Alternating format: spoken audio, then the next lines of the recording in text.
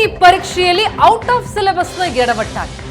ಕಳೆದ ವರ್ಷ ಸೆಟ್ ಮಾಡಿದಂತಹ ಪ್ರಶ್ನೆ ಪತ್ರಿಕೆಯನ್ನ ಕೆಇಎ ಹಾಗಿದ್ರೆ ಕೊಡ್ತಾ 3.5 ಲಕ್ಷ ವಿದ್ಯಾರ್ಥಿಗಳ ಜೊತೆ ಕೆಇಎ ಚೆಲ್ಲಾಟವಾಡ್ತಾ ಇತಿಹಾಸದಲ್ಲೇ ಮೊದಲ ಬಾರಿಗೆ ಈ ರೀತಿ ಔಟ್ ಆಫ್ ಸಿಲೆಬಸ್ನ ಪ್ರಶ್ನೆ. 4 ಪ್ರಶ್ನೆ ಪತ್ರಿಕೆಯಲ್ಲಿ 43 ಪ್ರಶ್ನೆಗಳು ಔಟ್ ಆಫ್ ಸಿಲೆಬಸ್ ಬಂದಿವೆ.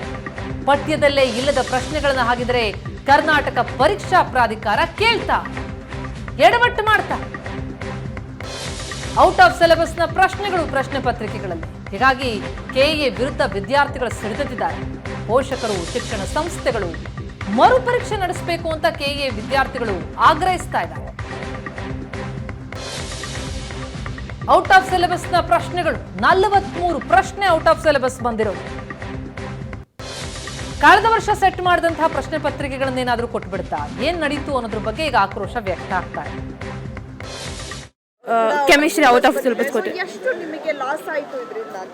ಲೈಕ್ ಅವ್ರು ಹೇಳಿರಲಿಲ್ಲ, ಅವ್ರು ಹೇಳಿದ್ರು ಡಿಲಿಟೆಡ್ ಸಿಲೆಬಸ್ ಇಂದ ಬರೋದಿಲ್ಲ ಅಂತ. JEE ಮೇನ್ಸ್ಗೆ ಅಡ್ವಾನ್ಸ್ ಆದ್ರೆ ಬರುತ್ತೆ, but KSET it's only for Karnataka, so it will not come.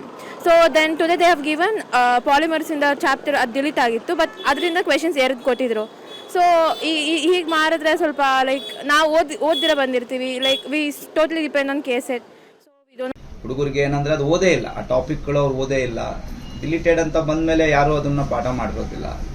ಅದ್ರ ಮೇಲೆ ಕ್ವಶನ್ ಬಂದಾಗ ಆ ಕ್ವಶನ್ಸು ಸಾಲ್ವ್ ಮಾಡೋದಕ್ಕೆ ಆಗೋದಿಲ್ಲ. ಬಯಾಲಜಿಲೂ ಒಂದು ಸುಮಾರು 10 ಅಂದ್ರೆ 11 ಕ್ವಶನ್ ಇದೆ.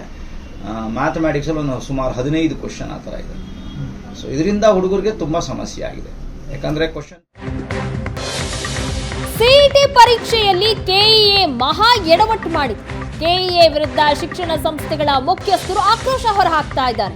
ಮಂಗಳೂರಿನ ಪ್ರೊಫೆಸರ್ ನರೇಂದ್ರ ಎಲ್ ಆಕ್ರೋಶ ಹೊರಹಾಕಿದ್ದಾರೆ. ಸಿಇಟಿ ಇತಿಹಾಸದಲ್ಲೇ ಇಷ್ಟು ದೊಡ್ಡ ಅವಾಂತರ ನಡೆದಿಲ್ಲ. ಪರೀಕ್ಷೆಯಲ್ಲಿ 45 ಪ್ರಶ್ನೆಗಳು ಔಟ್ ಆಫ್ ಸಿಲೆಬಸ್ ಇದೆ. ಪ್ರತಿಯೊಂದು ಪರೀಕ್ಷೆ ಬರೆಯುವಾಗ ಮಕ್ಕಳಿಗೆ ಆಘಾತ ಆಗಿದೆ. ವಿದ್ಯಾರ್ಥಿಗಳ ಪೋಷಕರಲ್ಲೂ ಆತಂಕ ಮನೆ ಮಾಡಿದೆ. ಎಂಜಿನಿಯರ್, ಡಾಕ್ಟರ್ ಮಾಡಲು ಹೊರಟವರಲ್ಲಿ ಆತಂಕ ಶುರುವಾಗಿದೆ. ಈಗ ಕೆಇಎ ಮಾಡಿದಂತಹ ಈ ದೊಡ್ಡ ತಪ್ಪು ಸರಿಯಲ್ಲ ಅಂತ ಹೇಳಿದ್ದಾರೆ.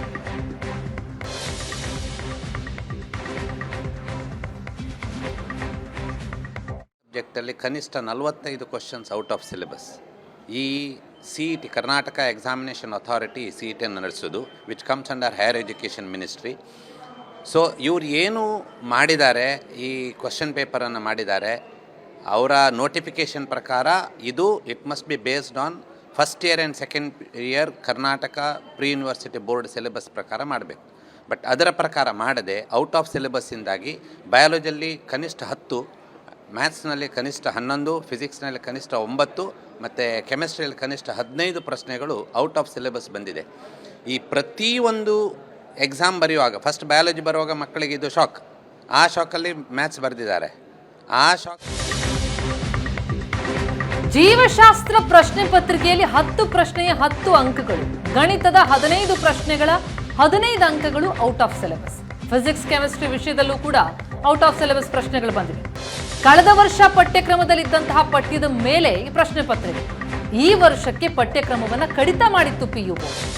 ಪ್ರಶ್ನೆ ಪತ್ರಿಕೆಯಲ್ಲಿ ಕಳೆದ ವರ್ಷದ ಸಿಲೆಬಸ್ನಲ್ಲಿರುವಂತಹ ಪ್ರಶ್ನೆಗಳನ್ನ ಈ ಬಾರಿ ಕೇಳಲಾಗಿದೆ. ಡಿಲೀಟ್ ಮಾಡಿದ ಪಠ್ಯದಿಂದ 43 ಪ್ರಶ್ನೆಗಳನ್ನ ಕೆಇಎ ಕೇಳಿರುವಂಥದ್ದು. ಇದು ಈಗ ವಿದ್ಯಾರ್ಥಿಗಳಿಗೆ ಬಹಳ ದೊಡ್ಡ ಕಂಟಕಪ್ರಾಯ ಆಗಿದೆ. ಆಕ್ರೋಶ ಹೊರಹಾಕ್ತಾ ಇದ್ದಾರೆ. ಮರುಪರೀಕ್ಷೆ ಮಾಡಿ ಅಂತ ಆಗ್ರಹಿಸ್ತಾ ಇದ್ದಾರೆ. ಹಾಗಿದ್ರೆ ಏನ್ ಮಾರ್ಗೋಪಾಯ, ಇದಕ್ಕೇನು ಉಪಾಯ ಇದೆ ಅಂತ ನೋಡ್ತಾ ಹೋದ್ರೆ ವಿದ್ಯಾರ್ಥಿಗಳಿಗೆ ಗ್ರೇಸ್ ಮಾರ್ಕ್ಸ್ ಕೊಡಬೇಕಾಗತ್ತೆ, ಇಲ್ಲ ಮತ್ತೊಮ್ಮೆ ಸಿಇಟಿ ಪರೀಕ್ಷೆ ನಡೆಸಬೇಕಾಗತ್ತೆ. ಪಠ್ಯದಲ್ಲಿ ಇಲ್ಲದ ಪ್ರಶ್ನೆಯನ್ನು ಹೊರತುಪಡಿಸಿ ಅಂಕ ಕೊಡೋದು, 60 ಅಂಕದಂತೆ ಪರಿಗಣಿಸಿ ಅಂಕ ನೀಡೋದು. ಏನ್ ಮಾಡುತ್ತೆ ಹಾಗಿದ್ರೆ ಬೋರ್ಡ್ ಅನ್ನೋದೇ ಈಗಿರುವಂತಹ ಪ್ರಶ್ನೆ. ಸಮಸ್ಯೆ ಆಗ್ತಾ ಇದೆ. ಒಮ್ಮೆ ಗ್ರೇಸ್ ಮಾರ್ಕ್ಸ್ ಕೊಟ್ಟರು ಅಂತಂದ್ರೆ ಅದು ಕೂಡ ಅಷ್ಟು ಸುಲಭ ಆಗಲ್ಲ. 10-15 ಅಂಕ ಇದುವರೆಗೂ ಗ್ರೇಸ್ ಮಾರ್ಕ್ಸ್ ಅನ್ನ ಕೊಟ್ಟದ್ದೇ ಇಲ್ಲ. ಹಂಗೆ ಕೊಟ್ರೆ ರ್ಯಾಂಕ್ ವಿದ್ಯಾರ್ಥಿಗಳಿಗೂ ಕೂಡ ಅನ್ಯಾಯ ಮಾಡದಂತೆ, ಕೊಡದೇ ಇದ್ರೆ ಎಲ್ಲ ವಿದ್ಯಾರ್ಥಿಗಳಿಗೂ ಕೂಡ ತೊಂದರೆ ಮಾಡದಂತೆ. ಏನ್ ಮಾಡುತ್ತೆ ಕೆಇಎ ಅನ್ನೋದೇ ಸದ್ಯದ ಕುತೂಹಲ.